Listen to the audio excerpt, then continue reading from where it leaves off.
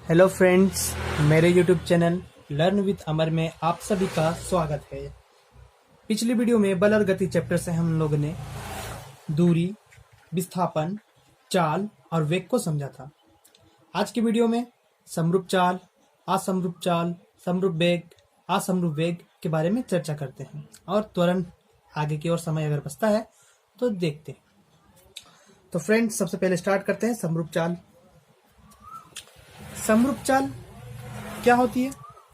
तो अगर कोई गतिमान वस्तु समान समय के अंतरालों में यदि समान दूरी तय करे तो उस गतिमान वस्तु की जो चाल होगी उस चाल को हम लोग समरूप चाल कहेंगे। जैसे मान लीजिए यह एक पिंड है, यह पिंड गतिमान पिंड है और इस दिशा में वो गति कर रही है। अगर 5 सेकेंड में यह गतिमान पिंड 10 मीटर दूर मान लीजिए चल जाती है और फिर अगले 5 सेकेंड में भी ठीक उतना ही दूर अपने इस स्थिति से जाती है 10 मीटर। मतलब कि पहले 5 सेकेंड में वो 10 मीटर दूर गया, फिर दूसरे 5 सेकेंड में वो फिर से 10 मीटर ही दूर गया। मतलब कि समान समय के अंतरालों में जो दूरी तय कर रही है वो समान है। मतलब कि समान समय के अंतरालों में समान दूरी तय कर रही है यह पिंड, यह गतिमान वस्तु। तो इस गतिमान वस्तु की जो चाल होगी वह समरूप चाल होगी। असमरूप चाल क्या हो गया? ठीक इसके विपरीत। मतलब कि समान समय के अंतरालों में असमान दूरी तय करने पर इस गतिमान पिंड को हम लोग फिर असमरूप चाल बोलेंगे, इसके चाल को हम लोग असमरूप चाल बोलेंगे। मतलब यह कि 5 सेकंड में पहले वो 10 मीटर दूर गया था तो अगले 5 सेकंड में वो 10 मीटर दूर नहीं जाएगा बल्कि इससे ज्यादा या इससे कम जाएगा। तो हम लोग कहेंगे कि वो समान समय के अंतरालों में समान दूरी नहीं गई, असमान दूरी तय की। इसका मतलब उस पिंड का जो चाल होगा उसको हम लोग असमरूप चाल कहेंगे। जैसे कि मान लीजिए एक कोई लड़का है, वो कोलकाता में है, वो कोलकाता से दिल्ली गया, ठीक है। तो मान लीजिए कोलकाता से दिल्ली जाने में उसको 20 घंटा लगा और टोटल दूरी कितना तय किया? 500 किलोमीटर तय किया। फिर वो यहीं पर नहीं रुक जाता है, फिर दिल्ली से वो मुंबई जाता है। ये रहा हमारा मुंबई, जो कि मान लीजिए समझ लीजिए कि 800 किलोमीटर दूर है। तो पहली अवस्था में वो कलकत्ता से दिल्ली गया, 20 घंटा का समय लिया और 500 किलोमीटर दूर गया। दूसरी अवस्था में वो 40 घंटा का समय लेता है और 800 किलोमीटर दूरी तय कर मुंबई पहुंचता है। तो यहाँ पर हम बोलेंगे कि इस वस्तु का जो चाल था, इस लड़के का जो चाल था वो कितना था? पहले 500/20 जब वो कोलकाता से दिल्ली गया था, फिर जब वो दिल्ली से मुंबई गया तो 800/40, यानी कि 800/40 करेंगे तो हम लोग यहाँ पर पाएंगे कि इसका जो दिल्ली से मुंबई जाने में जो इसका चाल था वो बढ़ गया और घट गया। और जब वो कोलकाता से दिल्ली की ओर गया तो उसका चाल ज्यादा था और दिल्ली से मुंबई जब गया तो उसका चाल कम था। मतलब कि वो एक समान चाल से नहीं चला, मतलब उसकी चाल जो है असमरूप चाल है। मतलब कि देखिए यहाँ पर फ्रेंड्स, ये 20 घंटा में 500 जाती है तो ये 40 में 800 जाती है। तो सोचिए 20 में कितना जाएगी? 20 में 400 ना जाएगी। तो ये 20 में 500 जाती है और ये 20 में 400 जाती है। मतलब जब लड़का कोलकाता से दिल्ली गया तो मान लीजिए पूरा जोश में था, वो जल्दी दिल्ली पहुंच गया। फिर अगले 20 घंटे में वो दिल्ली से मुंबई नहीं पहुंचता है, वो 400 किलोमीटर ही चल पाता है। पिछला बार वो 20 घंटा में 500 किलोमीटर चला था, इस बार वो 20 घंटा में 400 किलोमीटर ही चल पा रहा है। मतलब 100 किलोमीटर का शॉर्टेज है। क्यों? क्योंकि देखिए यहाँ पर 20 घंटा में 500 पर यहाँ पर दिख रहा है 20 घंटा में 400। इसका मतलब यह हुआ कि 20 घंटा में ये 500 और वो 20 घंटा में दोबारा चलता है तो 400, 100 किलोमीटर घट गया। उसको 20 घंटा में 500 ही जाना चाहिए था पर वो 400 गया। इसका मतलब कि समान समय के अंतराल देखेंगे, 20 घंटे के अंतराल को देखेंगे तो असमान दूरी दिख रही है। मतलब 20 घंटे में ये 500 किलोमीटर गई और दोबारा बार 20 घंटे में वो 400, मतलब कि 100 कम। इसका मतलब समान समय के अंतरालों में असमान दूरी तय हुआ। इसका मतलब कि इस लड़के का वेग इस लड़के का चाल असमरूप चाल होगा।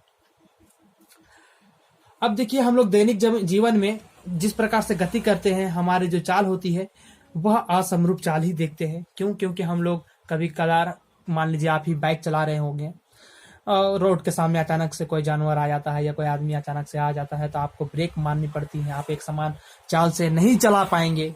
या फिर आप मान लीजिए ट्रैफिक में फंसे हुए हैं, तो आपको भी वहां पर ब्रेक मार मार कर चलाना पड़ेगा।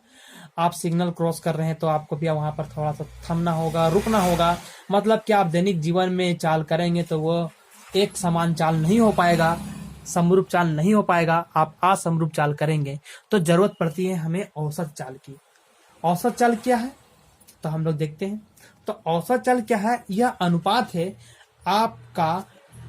आपके द्वारा या गतिमान वस्तु द्वारा तय की गई कुल दूरी बटा कुल समय का। जैसे यहाँ पर इस लड़का का हम लोग अगर औसत चाल पूछें, वैसे चाल तो घट बढ़ रहा है, यहाँ पर कम हो गया चाल, यहाँ पर बढ़ गया, पर औसतन कितना था? औसतन कितना था उसके लिए हम लोग क्या करेंगे, तो कुल दूरी और कुल समय का अनुपात को निकालेंगे। देखिए, कुल दूरी और कुल समय का अनुपात हम लोग निकालें। यह जो अनुपात है यह 21.66 लगभग आया, मान लीजिए कट के। तो यह जो 21.66 जो किलोमीटर पर आवर जो इसका चाल है इस लड़के का, यह औसत चाल कहलाएगा। तो हम लोग औसत चाल को समझे। औसत चाल क्या होता है? तो कोई भी गतिमान वस्तु द्वारा तय की गई कुल दूरी और उस दूरी को तय करने में लगा कुल समय का अनुपात होता है। अब हम लोग समरूप वेग में आते हैं। समरूप वेग क्या है? तो अगर मान लीजिए कोई गतिमान पिंड समान समय के अंतरालों में समान विस्थापन और एक ही दिशा में कोई गतिमान वस्तु गति करे तो उस वस्तु की वेग को समरूप वेग कहा जाएगा। मतलब कि अगर कोई वस्तु समान समय के अंतरालों में समान विस्थापन करती है और उसका दिशा भी एक ही होता है, बदलता नहीं है, तो वह गतिमान वस्तु का जो वेग होगा वह समरूप वेग कहलाएगा। ठीक इसके विपरीत, अगर कोई गतिमान वस्तु समान समय के अंतरालों में असमान विस्थापन और दिशा भी बदलती रहे, मतलब कि निश्चित ना हो दिशा, उस गतिमान वस्तु का जो वेग होगा उस समय असमरूप होगा। तो समरूप और असमरूप वेग समझ में आया फ्रेंड्स। मैं एक सवाल आपसे पूछता हूं। मान लीजिए मैं एक ग्राउंड में चक्कर लगाता हूं, ठीक है। मेरी जो चाल है वो समरूप है, समरूप चाल। मान लीजिए कि मैं इस ग्राउंड का चक्कर लगा रहा हूं 20 मीटर पर सेकेंड। इस तरह से भी लिख सकते हैं 20 मीटर पर सेकेंड। तो मेरा जो चाल है 20 मीटर पर सेकेंड, इस चाल से मैं इस ग्राउंड के चारों ओर चक्कर लगा रहा हूं। तो क्या यहाँ पर मेरा जो वेग होगा वह समरूप होगा ना असमरूप होगा? मेरा क्वेश्चन है आप लोगों से कि यहाँ पर समरूप या असमरूप होगा मेरा वेग?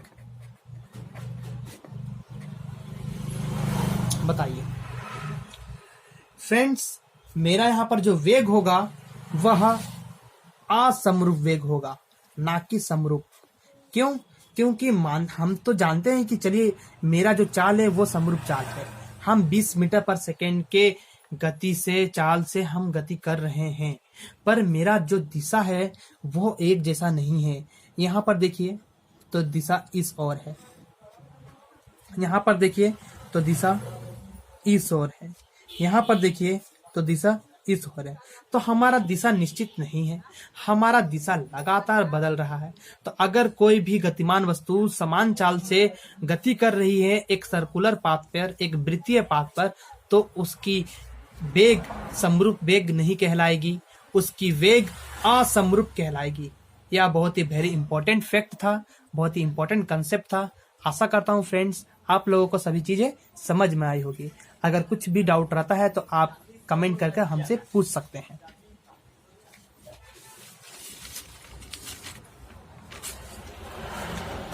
अब चलते हैं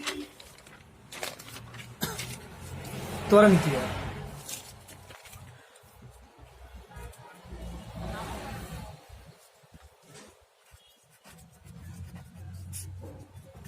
त्वरण, त्वरण क्या होता है? तो त्वरण होता है इकाई समय में वेग में परिवर्तन। वेग में परिवर्तन मतलब कि आपका जो वेग में परिवर्तन आ रहा है वह इकाई समय में वेग में कितना आ रहा है। मतलब कि अगर मान लीजिए सपोज इसको समझने के लिए हम लोग एक डायग्राम बनाते हैं। चलिए मान लीजिए कोई एक गाड़ी है, यह गाड़ी इस दिशा में गति कर रही है। मान लीजिए शुरुआत में प्रारंभिक में इसका वेग 20 मीटर पर सेकेंड था। फिर देख रहे हैं 10 सेकेंड के बाद इस गाड़ी को, तो यह गाड़ी का वेग अब बढ़ गया है और बढ़कर हो गया 50 मीटर पर सेकेंड। तो पहले था 10 सेकेंड पहले था 20 मीटर पर सेकेंड, 10 सेकेंड के बाद हो गया कितना 50 मीटर पर सेकेंड। मतलब कि 10 सेकेंड में बढ़ गया उसका वेग। तो बताइएगा हम लोगों को कि 10 सेकेंड में कितना बढ़ गया वेग, वेग में परिवर्तन आ गया कितना का। तो 10 सेकेंड में वेग में परिवर्तन आया कितना का आया। पहले 20 था ना, अब 50 हो गया ना, मतलब 30 बढ़ गया है। यानी कि 50 माइनस 20 करके आएगा हमारा 30, यानी कि 30 मीटर पर सेकेंड वेग बढ़ गया है। तो 10 सेकेंड में वेग में परिवर्तन कितना आया 30 मीटर पर सेकेंड का। मतलब कि पहले 20 थी, अब इसका वेग 10 सेकेंड के बाद 30 बढ़ जाती है। तो 20 प्लस 30 50। मतलब कि 10 सेकेंड में वेग में परिवर्तन 30 मीटर पर सेकेंड का आया है। तो इकाई समय का मतलब हुआ 1 सेकेंड में निकालने। तो 1 सेकेंड में वेग में परिवर्तन कितना का आएगा, तो 30/10। तो यहाँ पर काटेंगे हम मीटर पर सेकेंड, यहाँ पर सेकेंड, तो हो जाएगा 0 0 कटा 3 मीटर पर सेकेंड स्क्वायर। मतलब कि इकाई समय में जब बात करेंगे तो वह 3 मीटर पर सेकेंड स्क्वायर का उसका वेग में परिवर्तन आया। मतलब हर एक सेकेंड में अगर इसको पार्ट करके पढ़े इस तरह से 3 मीटर पर सेकेंड बटा सेकेंड, मतलब कि हर एक सेकेंड में फ्रेंड्स 3 मीटर पर सेकेंड करके उसका वेग बढ़ा है, उसका वेग में बदलाव आया है। तो हर एक सेकेंड में कितना बदलाव आया 3 का, तब जाके 10 सेकेंड में बदलाव आया था 30 का। मतलब कि 10 सेकेंड में तो 30 का बदलाव आया, 1 सेकेंड में तो 3 मीटर का बदलाव आया। यानी कि हर एक सेकेंड वो अपना वेग को 3 मीटर पर सेकेंड करके बढ़ाता है। तो इकाई समय में वो वेग में परिवर्तन करता है इतना का, मतलब कि उसका त्वरण हो गया, इस गाड़ी का त्वरण हो गया 3 मीटर पर सेकेंड स्क्वायर। तो इस गाड़ी का अगर त्वरण कोई पूछे तो हम लोग निकाल चुके हैं 3 मीटर पर सेकेंड स्क्वायर। यानी त्वरण क्या हो गया, तो इकाई समय में वेग में परिवर्तन है। चलिए इसके लिए एक मैथमेटिकल रूप लिखते हैं। मान लीजिए कोई गाड़ी v1 स्पीड से चल रही थी, ठीक है। या मान लीजिए v1 ना पकड़े तो v पकड़ लीजिए, u पकड़ लीजिए प्रारंभिक को। u1 वेग से चल रही थी कोई गाड़ी। t समय के बाद क्या घटित हुआ, t समय के बाद उसका वेग बदल जाता है। अब उसका वेग देख रहे हैं t समय के बाद, तो वो हो गया v वेग से अब गति करती है। तो वेग में परिवर्तन कितना का आया, वेग में परिवर्तन का कितना आया। तो हम लोग वेग में परिवर्तन कैसे निकाल लेते, तो फाइनल माइनस इनिशियल किए थे, मतलब अंतिम वाला को प्रारंभिक वाला से माइनस किए थे। तो अंतिम में यह वेग है, प्रारंभिक में यह वेग है, तो इसको इससे माइनस करना पड़ेगा भी। फिर से एक बार दिखा देता हूँ, वीडियो में शायद आया नहीं था। हम लोग कैसे निकाल लेते वेग में परिवर्तन, तो हम लोग निकाल लेते हैं फाइनल, मतलब कि प्रारंभिक अंतिम से प्रारंभिक को घटाकर। देखिए यह है अंतिम वाला वेग और यह है प्रारंभिक वाला वेग, इन दोनों को घटाए थे, यानी अंतिम माइनस प्रारंभिक। तो यहाँ पर भी हम लोग वेग में परिवर्तन कैसे निकालेंगे, तो अंतिम माइनस प्रारंभिक, तो अंतिम माइनस प्रारंभिक, तो ये हो गया वेग में परिवर्तन। तो इतना वेग बदल गया, इतना वेग में परिवर्तन आ गया। तो इतना वेग में परिवर्तन आने में समय लगा है t समय। तो t समय में वेग में परिवर्तन कितना का आया, तो वेग में परिवर्तन आया v माइनस u का। तो इकाई समय में वेग में परिवर्तन कितना का आएगा, तो v माइनस u बाई 2।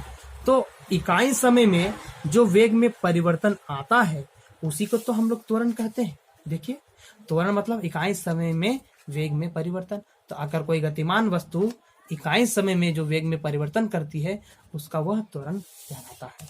तो त्वरण का लिए हम लोग क्या फॉर्मुलेशन निकाले, त्वरण को अगर हम लोग a से रिप्रेजेंट करें तो a बराबर हम लोग पाएंगे v minus you by T. ये हो गया गणितीय रूप त्वरण। अगर यह नेगेटिव आती है फ्रेंड्स, तो उस त्वरण को हम लोग ऋणात्मक त्वरण कहेंगे। मतलब कि देखिए यहाँ पर क्या हुआ था, यहाँ पर हुआ था कि पहले शुरुआत में वेग था 20 मीटर पर सेकेंड, 10 सेकेंड के बाद उसका वेग बढ़ा। ऐसा भी तो हो सकता है कि 10 सेकेंड के बाद उसका वेग बढ़ा ना हो, घट गया हो, मान लीजिए 10 मीटर पर सेकेंड हो गया हो। तो अब देखिए, अब भी तो वेग में परिवर्तन आया, पर 10 माइनस 20 करेंगे तो यहाँ पर माइनस 10 आ जाएगा, मतलब कि माइनस का चिन्ह ले लेगा। मतलब कि वेग में परिवर्तन आ रहा है। कैसा परिवर्तन आ रहा है, तो वेग पहले से घट गया है। तो वेग में जो परिवर्तन घटने से आ रहा है, तो इकाई समय में कितना करके घट रहा है, वह माप भी त्वरण ही होगा, पर उस त्वरण को हम लोग ऋणात्मक त्वरण कहते हैं। और ऋणात्मक त्वरण को हम लोग ऋणात्मक त्वरण को हम लोग मंदन कहते हैं। तो मंदन क्या होती है, आप लोग समझ में आ गया। मतलब जब वेग किसी वस्तु का घटे, जैसे मान लीजिए आप बाइक चला रहे हो, आप बाइक चलाते हुए घर की ओर आ रहे हो, तो घर में आते आते आप अपना ब्रेक मारोगे, अपना बाइक को स्लो करोगे, मतलब आपका जो बाइक का जो स्पीड होगा वो धीरे धीरे घटेगा, चाल होगा जो घटेगा, वेग होगा जो धीरे धीरे घटने लगेगा। तो वेग हर एक सेकेंड में जितना घटेगा वह आपका त्वरण होगा, और वह त्वरण ऋणात्मक त्वरण कहलाएगा, मंदन कहलाएगा। और अगर वेग आपका बढ़ता है, मान लीजिए आप स्टार्ट किए बाइक और कहीं जा रहे हैं, तो आप स्टार्ट में 10 का स्पीड धीरे धीरे बढ़ाएं, स्पीड 40, 50, 60 किए, तो हर एक सेकेंड में जितना करके आप स्पीड बढ़ाएं, आप अपना वेग जितना बढ़ाएं, उस हर एक सेकेंड में बढ़ोतरी वेग में जो त्वरण होगा वो धनात्मक होगा, और उसको धनात्मक त्वरण कहना जायज। तो ऋणात्मक त्वरण को हम लोग मंदन भी कहते हैं। ये एक छोटा सा टॉपिक था। आशा करता हूँ आप लोग सभी को बात समझ में आ गई होगी। आज के वीडियो में इतना ही, फिर इसके आगे के टॉपिकों को हम लोग नेक्स्ट वीडियो में देखेंगे। तो आज के लिए इतना ही फ्रेंड्स। मेरे चैनल को लाइक एंड सब्सक्राइब जरूर करें अगर आपको पसंद आई हो तो।